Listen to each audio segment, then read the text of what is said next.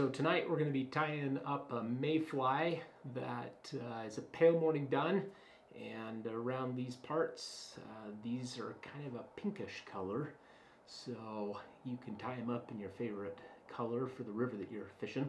But we're going to be tying these mayflies that are called a hackle stacker type mayfly. Now I tie a lot of mayflies, and my heart rests with tying mayflies because I like to tie a lot of quill body flies. Kind of an AK best guy. Used to tie with a lot of stripped hackle quills, but now I like to tie with stripped peacock and dyed quills, and then I tie with a lot of Biots, things like that. So I'm going to show you how to make these things durable and make sure that you know that you can tie a fly with a really nice slim taper that ends up having really good presentation for the fish, looks realistic. A lot of mayflies have a real thin body, and if you're just using dubbing, sometimes that can make things a little too thick, so that's why I like these. I'll put that down. But I'll go ahead and show you some of the materials that we're going to use for this. First of all, our hook today is going to be a size 14 fulling mill. This is the ultimate dry fly, a 50/50. I like that hook. And then we're going to do for our tails, we're going to use a little CDL for our tails. Our body, this is the fulling mill. This is actually tan color Biot, but when you wrap it up, you're going to notice that it's got a really nice kind of pinkish look to it. Really good for the South Fork of the Snake where I'm fishing right now. We're going to use a little dubbing on this is kind of a dubbing noodle, kind of a pinkish, tannish sort of thing.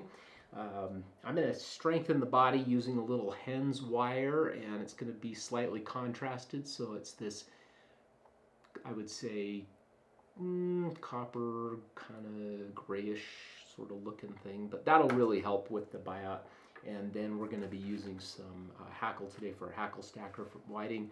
This is a natural done with some barring in it. Really like this hackle. So we've got a fulling mill size 14 hook in the vise, and I'm going to go ahead and start this little bit of beige 18-aught nano silk from Semperfli here onto the hook. We're just going to tie that on and just tie it right to the bend of the hook, where we're going to go ahead and start to create not just a tail, but also the taper for our body. So what we're going to use today for our tailing, swing that around, we're going to use this little bit of CDL from Whiting Farm. This is a speckled medium Pardo, and we're going to just strip off probably about 5 or 6 fibers on this, and we're going to tie these tails in about the length of the shank of the hook. So what I'll do is I'll go ahead and hold those right up against this near side of the hook, because a lot of the times when you tie this in, it's going to want to roll it toward the hook or toward the far side of the hook, and so if you start on the near side, then you end up really being able to get that on top. So mayflies have a really long tail when they're spinners. Usually in these adult forms, they're more of a type of kind of just a little shorter than that. So we're just going to bring that right up to where I'm going to eventually start the wing of the fly and the hackle. So I'm just going to cut that off and just cover up those butt ends. And I'm going to cough because I've never done this before, and so I don't know exactly what I'm saying, but we're going to bring this right back. So I kind of like that. I like the way those kind of splay out like that. That's nice. Now, this is where I'm going to go ahead and I'm going to start with making the Biot. Now, this is the Biot that we're going to use. This is a fulling mill Biot. Really like this color. So what I'm going to do, you can see where I've kind of stripped a few of these already away. I'm going to strip the Biot from this side of the feather. In another video, I'll probably show you how to use this side of the feather. But those are for a little smaller fly, so I stripped that off, and then I'm going to get this wet just so it will be nice and tight in, won't split on me, it'll be supple. So I'm going to moisten that a little bit. While I'm moistening that, this is the wire that we're going to use. This is a Hens, see the color says it's a CWS, but it's a really thin wire. And I really like this wire because I can get it into the in between areas of the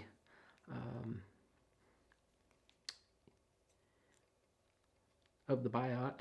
Now I'm just breaking that wire off. I'm not using my scissors to cut that. I want to dull my scissors. But I'll show you what I mean by this, because this is what's going to help really keep this fly durable. So I'm going to just tie that wire in, and I kind of want the wire to be right all the way up. You can just see how I'm just kind of tying that all the way in up there. Not really too worried about where that is outside of where it starts. I really want it to start on my side of the hook. And I'll bring it right back so that's tied in nice and tight. Okay, now here's my Biot. Now Biots, they've got, trim all that garbage off of there. They've got a notch on the top. I'm going to tie this notch up. You can tie it notch up or notch down, but with Biots, you're going to find that if you want them to set the way that they have a nice raised rib as they are wrapped around the hook, then you're going to want to figure out how to tie this in the way that you want to tie it in so that you have a really nice way of getting that rib to sit up nice when you tie it in. I just tie my notch up because I know exactly how that material is going to turn, and I'll show you that in just a second. And I just kind of make sure that that's nice and tight. And now what I'm going to do is I'm just going to kind of cover the rest of my body here with a little bit of thread. I'm just going to be really careful that I make sure that this is a nice tapered body. The underbody of these quill bodies are really important because you want to make sure that they're tapered somewhat, otherwise the material won't lay down nice. Now what I'm putting here is just a little bit of cement, and this is going to help with that underbody just a little bit to keep it durable. I'm going to take some Biot pliers. These are CNF pliers, and I'm going to go ahead and I'm going to start to wrap this Biot, and it wants to fight me just a little bit sometimes, so I'll just turn it where I need it, and then we'll go ahead once we've got that. And I just want to make sure those tails stay nice and on top, so I'm going to bring them back, and here we go. So now I'm going to wrap away from me, and you're going to see how this segmentation starts to take place with this Biot. There we go. And I just touching kind of these turns all the way up until I get to about there. So I want it to go up probably about 2/3 to 3/4 the way of the hook. And I'm going to tie that off. And I'm going to snip that out. Okay, so that glue, sorry, I'm all fingers right now. There we go. That cement is going to help with keeping the fly durable, but this rib is really going to do the thing. So what we're going to do is we're going to, with this thin wire, we're going to wrap in between those little raised partitions of that Biot. And this is going to keep that Biot nice and tight to the hook. But the reason why I picked this wire, it's super thin, it's a micro wire, but I also kind of like the contrast that you get with it. So it looks like a nice ribbed fly. You get this nice segmentation look. And then what I'll do is I'll wrap my thread in back and then in front just to keep that wire nice and tight. And then I'm going to helicopter it, and it should just come off pretty darn easy. Okay, now with hackle stackers, there's a number of different ways that you can do this. And with these larger flies, let's say size 14, 12, 10, I'll go ahead and I'll get a little piece of monofilament like this. And this is just a 4X monofilament. And what I'm going to do is I'm going to put a little loop where I'm going to tie my hackle to this loop of mono. And I'll show you how I'm going to do that here in a second. But if you are going to tie something that's a little smaller than this, you may not want to use mono. You can just use your thread. I've seen it done a few different ways. So whatever works best for you. You just need some sort of cord to go ahead and tie this hackle onto. So what I'll do is I'm going to tie the mono. Now the mono's kind of, you're thinking, man, that's a lot of mono. It is, but I'm going to show you why I need a big loop like that, because my fat fingers are going to need to kind of bring that up and sort of make like a post out of it. So I tie this in, and then what I'm going to do is just pull it so that I've just about got just a little bit, there we go, just a tag end of that monofilament right there. And then I'm going to go ahead and I'm going to bring that back over itself and really lock it in place. Now, what I'm going to do now is I'm going to tie in my hackle, and then I'm going to tie in a little dubbing so that I've covered up all of that, and then I'm going to show you how to wrap the hackle. So here's our hackle. I'm going to go ahead and get that prepared for what we need to do here. I'm just going to strip a little bit off of the backside, and then I'm going to tie this in right here. And we're going to just get that nice and locked into place. The one thing about some of these Whiting Farms hackles is that they are so thin. I'll show you that in just a second, but they're really thin, and sometimes you got to be really careful about how you tie that in. Now I'm going to tie in the dubbing here for our thorax, and we're just going to tie that in here, and I'm going to bring that forward to where I'm going to start my eye. But I'm just going to wrap this little bit of dubbing just like that, and then we're going to tie that off. Now we want a little bit of bare hook like that. You don't want to crowd the eye on this because we got to pull that hackle stacker wing right over the top of that. So when I'm all done with this, what this is going to do is we're going to pull this forward, and I've got to tie that off there. So I'm going to let my thread just kind of hang out there. I'm going to put a little half hitch in it just to make sure that I don't lose, because this nano silk's really slippery. So I just don't want to lose anything. So I'm just going to let that go there. Now, what I'm going to do is I've got my hackle and I've got my monofilament. And what I'm going to do here is I'm going to start to wrap this parachute style. Now, the one thing that is really hard about this hackle, you don't want to pull too hard on this because these stems are engineered to be really thin, and it's great, but they will sometimes split on you when you're tying them on a thin post like this. So I'm going to be really gentle coming up. And not to worry, it'll still be a really durable fly because of the monofilament core, and I'll show you why. But I'm just going to wrap up probably about 5 or 6 turns, just like this. And then what I'm going to do is I'm going to just start to wrap back down over itself. And I'm going to keep doing that. Now, what I'm doing is 5 or 6 turns, so when I bring this forward, you can see that that's not going past the eye.